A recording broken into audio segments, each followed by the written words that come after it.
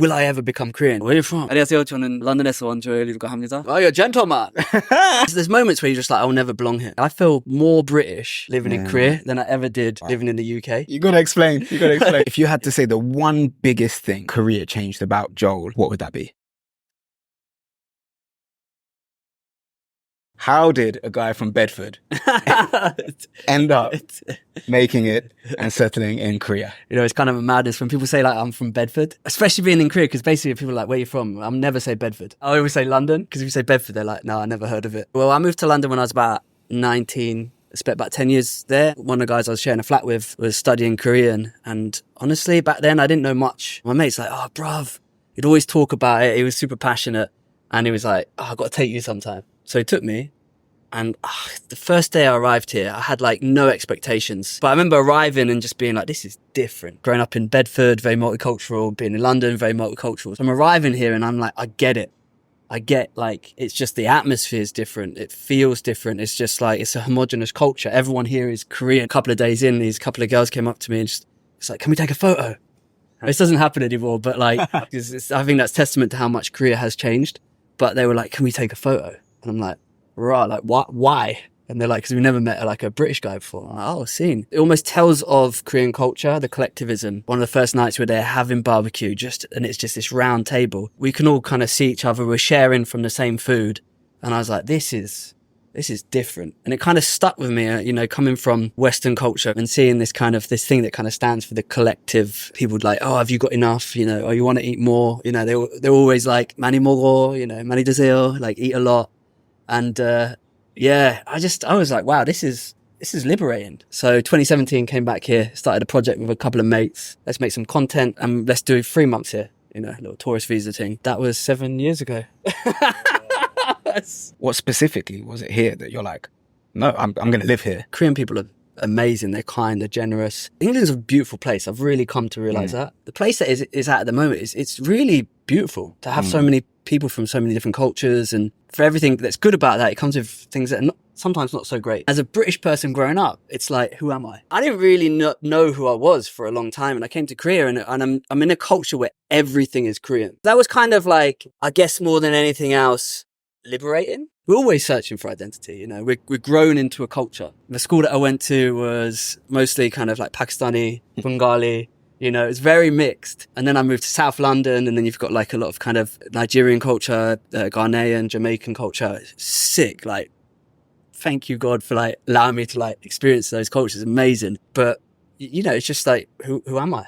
Do you know, who am I in this? You take from certain parts of those cultures, and what does that look like? And so it's coming to a country that is almost totally homogenous. It was just fascinating. And since I've been here, it's interesting because Korea is changing a lot. I think it's two countries. It's old Korea, a country that has gone from, you know, in the 70s, poverty to like one of the best economies in the world.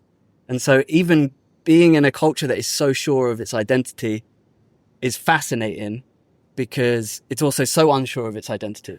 So there's these parallels that are going on that you're like, okay, so it's not all just about, you know, multiculturalism or like the homogenous society. It's about, actually, as people, times change and we change with regards to those. And it's just trying to like kind of, a lot of it's just trying to work out essentially who am I in and amongst this, you know, and it's really fascinating. I feel more British living in Korea than I ever did living in the UK. It's because I think when you're in a space, you're not so aware of, there's so many outside factors that kind of pull and give and take, and that it's hard to kind of articulate and go, oh, this is what it is to be British.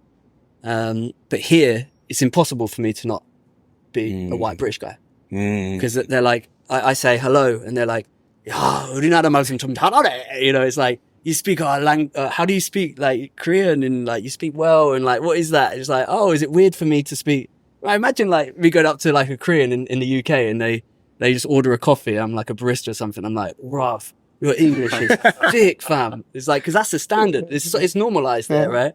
Whereas here, it's like people are just telling me every day, you don't belong here, like. And but not in a rinse way. It's not like get out. It's like, thank you. They'd be like, thank you for coming to our country. It's like, oh, thank you for having me. Like, thank you for the generosity and welcome me in. Like, you know, Korea is definitely that kind of culture where it's like, oh, come to mine for dinner. It's like, oh, I just met you. You know, it's like, what's going on there? It's like, no, we got to look after you. When you did first arrive, like, how was it to integrate into the culture, the good and challenges as well, in terms of, 백인, 외국인? Yeah. I mean, there's moments where you're just like, I'll never belong here.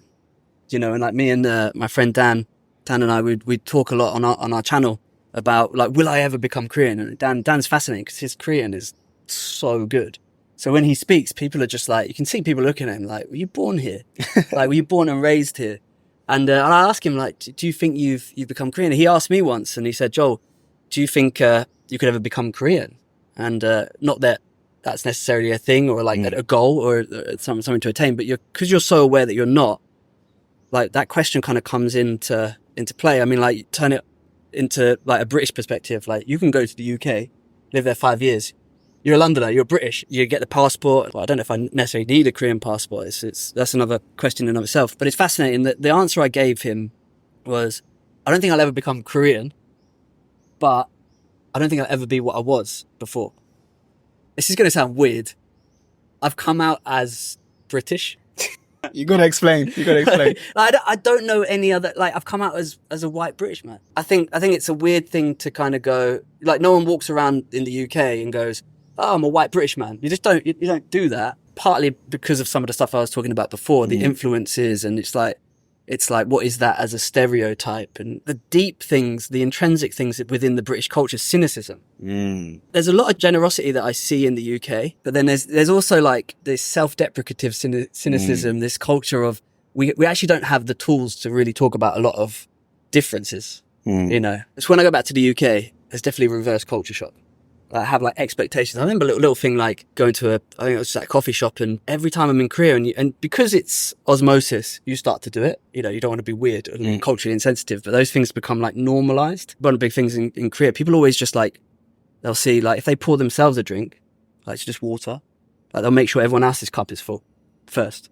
It's fascinating. And that's been a beautiful thing for me. Like, it's challenged me like, oh, I just get mine and then and everyone else just sort themselves out. But here it's just like, oh, I'll make sure everyone else is sorted, then I'll sort myself out. And I remember going back to the UK once, I had like an empty glass. I was thinking, oh, I'm a little bit thirsty. And this person like poured their own drink and then just drank it and finished the water.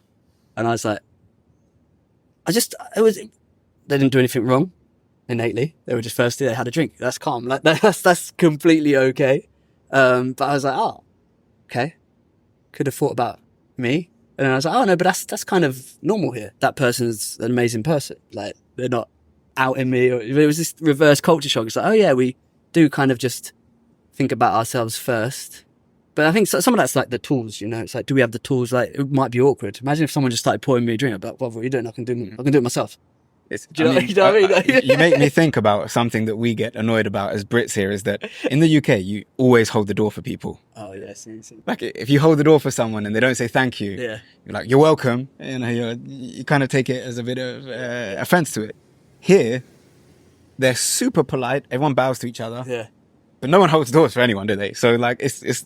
This is really fascinating. And that's something I think, like Koreans, you meet Koreans and they're like, where are you from? And you're like, oh, I'm from the UK. And they're like, oh, you're a gentleman. And I'm like, yeah, thank you. I don't know about that. Like, I'm like wearing some shorts and some ragged t-shirt, but like, I don't know if I'm like a gentleman. But you realize there's a lot of gentlemanly culture, politeness within our, like, holding a door open. Whereas in Korea, it's the opposite. It's like, you don't break that kind of invisible barrier. You don't jump into someone else's world.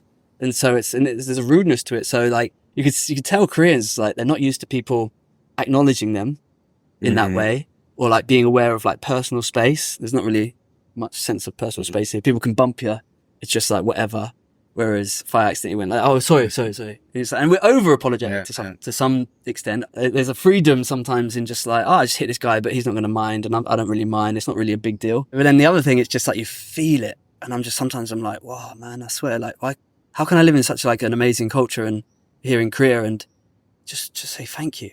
And every now and again, it's really fascinating. Recently, I can't stop holding doors open for people. It's just like, it's in my blood. So it's like, I'll just do it. I don't want to get passive aggressive because that's also very British and very London thing I've picked up from living in London. Someone opens it and then you go, they don't say thank you. So you go, thank you.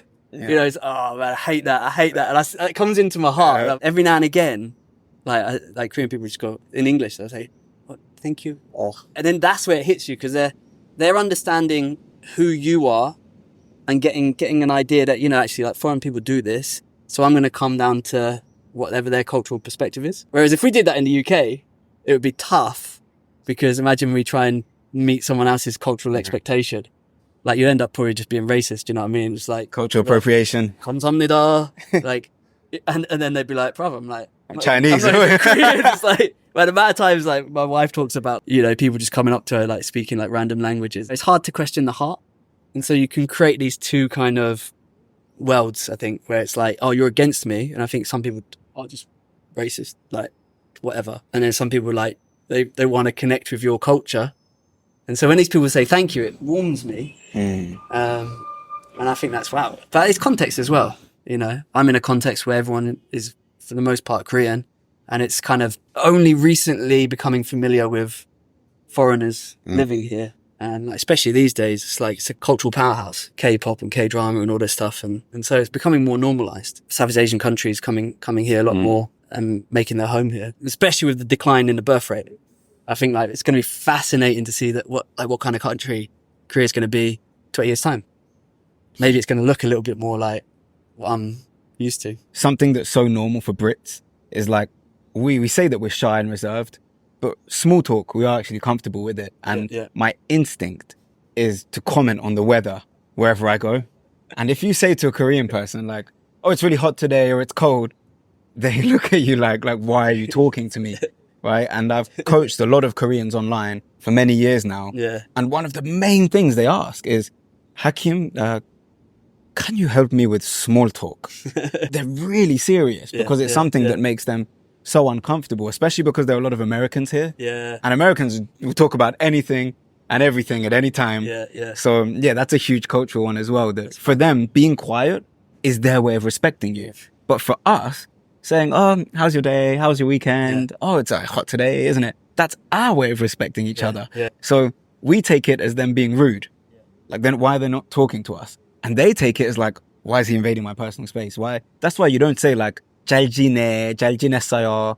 It's not really a common question in Korea because it's personal to ask about like, how are you doing? Yeah. Whereas for us, oh, he didn't ask about me. He doesn't care.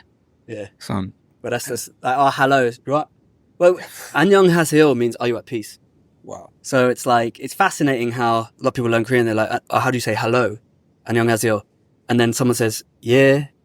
Like they just reply, yeah, I'm cool, man.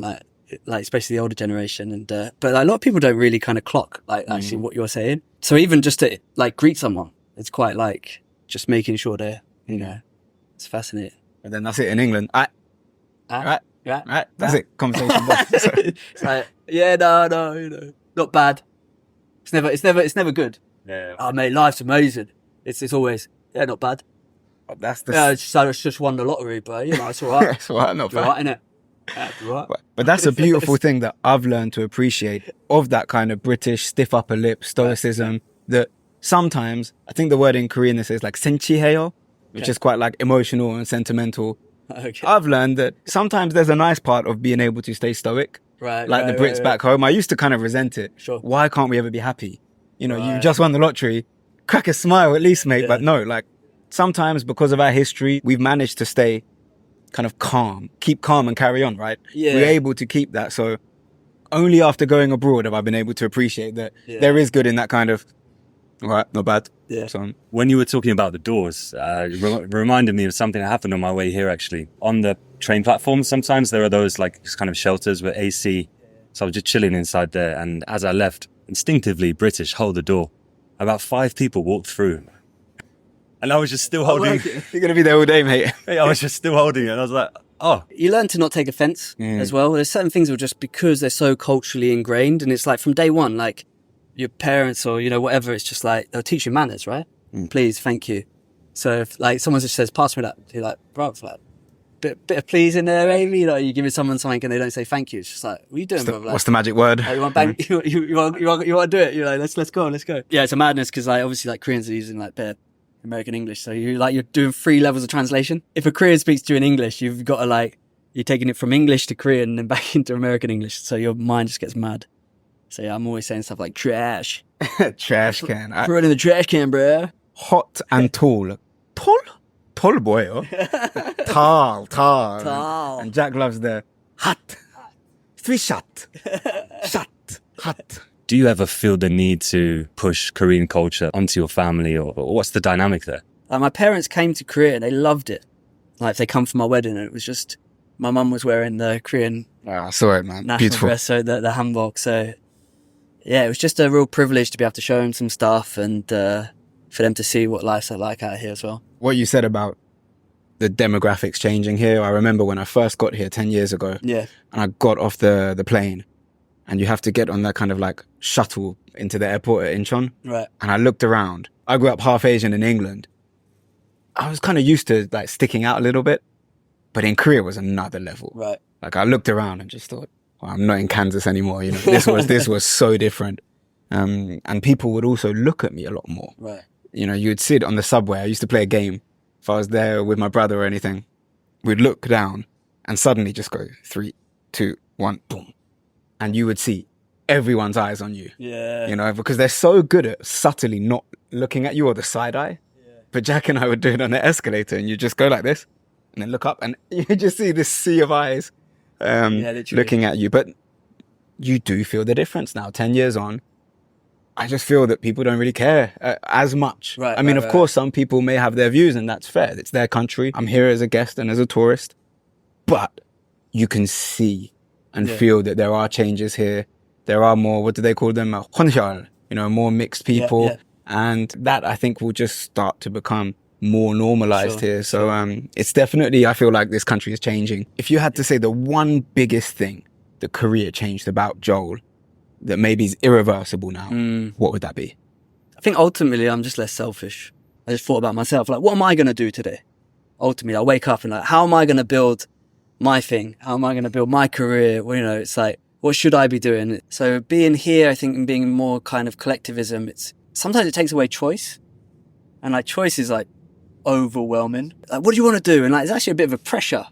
Like in individualism, it's like whatever you want to do within yourself, like you can make it happen. And, you know, like the American dream, come from that and do that. And, you know, and some of that, I guess there's a truth in that. Like, but I don't know, ultimately it's just like stressful, man. Like, and so I think there's a bit of a liberation where it's just like, I actually really just like enjoy that aspect that, you know, Korean culture has allowed me to learn that. And I'm not saying Korea's perfect, right?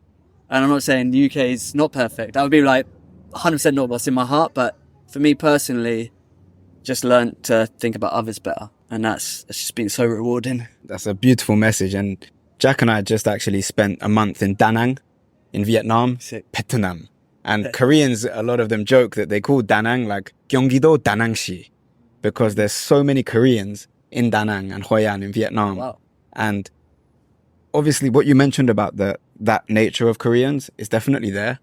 But in Seoul now, it's contrasted with the ultimate kind of individualism and capitalist, like work hard culture as well. So when you're in somewhere like Da Nang, where it's full of Koreans, but they're not in that working culture, you get to see that nature of just families together and the love and the kind of caring nature without all the stress and pali subway, you know, madness. So it was such a nice experience to just kind of observe families really showing that beautiful side, which is what I was shown thanks to my young CJ 10 years ago, which is why we're all here again today now. So yeah, Joe, it's been an honor, pleasure. I'm so grateful to share this story with other people who I'm sure are curious about Korea and experiencing it as a Wegugin. Any final words? Really thankful more than anything. Thanks for having me on the pod. And yeah, to anyone out there, I don't know what camera to look at, but you know, anyone out there, like just if you want to visit Korea,